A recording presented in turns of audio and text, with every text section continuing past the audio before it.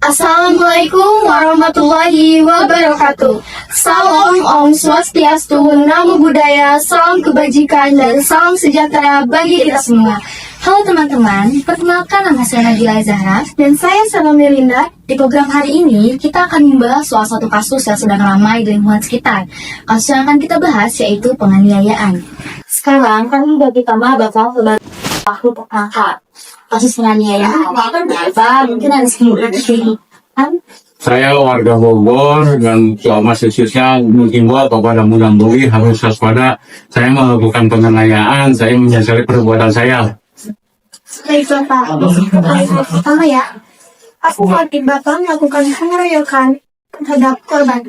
Saya awal saya ada menantu sama anak datang ke rumah yang punya tanah, nggak boleh parkir di situ, harus tolong kamu itu motor siapa? Motor ini menantu sama anak, tolong masukin ke dalam. Udah gitu saya lepas kendali, saya sambil bergetar, akhirnya saya mukul gila. Baik Pak, masuk pertanyaan kedua ya Pak, apakah aksi tersebut sudah direncanakan? Tidak, mendadak, spontan. Pertanyaan kedua ya Pak, Ya. bagaimana kronologi singkat pada saat Bapak melakukan penganiayaan tersebut? Saya melakukan tersebut, saya hilang, mata gelap, langsung saya mukul gitu, tuh mukul yang 5 itu, istilahnya kalau bahasa Sunda misahin gitu ya, misahin saya diginiin, tahu kena, tahu enggak gitu. Sudah berapa lama kejadian tersebut terjadi? Kurang lebih 3 bulan, ya tahu.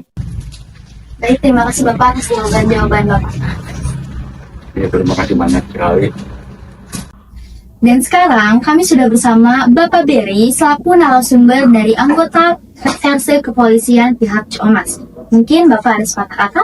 Ya, baik untuk tindak pidana penganiayaan. Tindak pidana ini, penganiayaan ini tidak hanya berlaku untuk Pak Sobari yang lanjut usia, termasuk untuk semua kalangan, semua masyarakat, dan tidak menutup kemungkinan juga di sekolah-sekolah tidak ada penganiayaan tersendiri. Jadi jangan diikutin ya untuk penganiayaan apapun itu jenisnya, apalagi membuli di sekolahan atau apa, bullying itu jangan sampai ya terjadi. Bapak mau langsung ke pertanyaan aja ya? Boleh. Oke, pertanyaan pertama ya. Apa saja langkah-langkah yang akan diambil dari pihak kepolisian untuk menangani kasus ini? Ya, langkah yang sudah kita ambil dalam penanganan perkara yang contohnya yang tadi Pak Sobari itu, untuk penanganannya sampai saat ini sudah dilakukan penahanan terhadap pelaku atau tersangka Sobari ini karena adanya korban. Tapi sesuai dengan arahan Pak Polri, kita reserse dituntut untuk berupaya untuk melakukan restoratif justice awalnya sebelum melangkah lebih jauh ke tingkat ke pengadilan. Baik Bapak, lanjut ke pertanyaan kedua ya. Bagaimana pihak kepolisian bekerja sama dengan masyarakat untuk meningkatkan keamanan? Ya, peran masyarakat di sini sangat penting bagi kita. Kepolisian ini sangat berpengaruh. Contohnya, kita tidak bisa polisi ini berdiri sendiri tanpa ada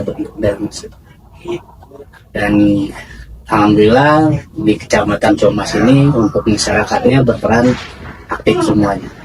Baik. Pertanyaan ketiga nih Bapak, apa kendala yang dihadapi oleh pihak kepolisian dalam menangani kasus penganiayaan? Ya, untuk selama ini penanganan khususnya perkara yang Pak Sobari ini tersangkanya, adapun kendalanya ya pertama mungkin dari pihak tersangka ini selalu mencoba untuk upaya restoratif justice atau penyelesaian musyawarah, karena memang tersangka ini sebagai tulang punggung keluarga dan itu pun harus kita pertimbangkan dalam hukum ini. Baik Bapak, lanjut ke pertanyaan terakhir ya. Apa strategi yang Bapak gunakan untuk mencegah pengeroyokan. Ya, untuk strategi kita ya kita tidak ada hentinya. Kita selalu menggandeng fungsi lain, terutama Babin Kamtibmas, supaya bersentuhan langsung dengan masyarakat, memberikan himbauan supaya untuk setiap permasalahan itu tidak harus diselesaikan dengan Cepat Pak. Oke, terima kasih jawabannya. Nah, teman-teman, itu tadi obrolan kita tentang kasus penganiayaan. Semoga apa yang telah disampaikan bisa menjadi bahan refleksi dan kontribusi nyata dalam menciptakan lingkungan yang lebih aman, sehat, dan nyaman bagi kita semua. Jangan lupa, perubahan itu dimulai dari diri sendiri dan lingkungan sekitar. Tetap semangat untuk menjadi generasi yang positif. Sekian dari kami, terima kasih dan sampai jumpa. Wassalamualaikum warahmatullahi wabarakatuh.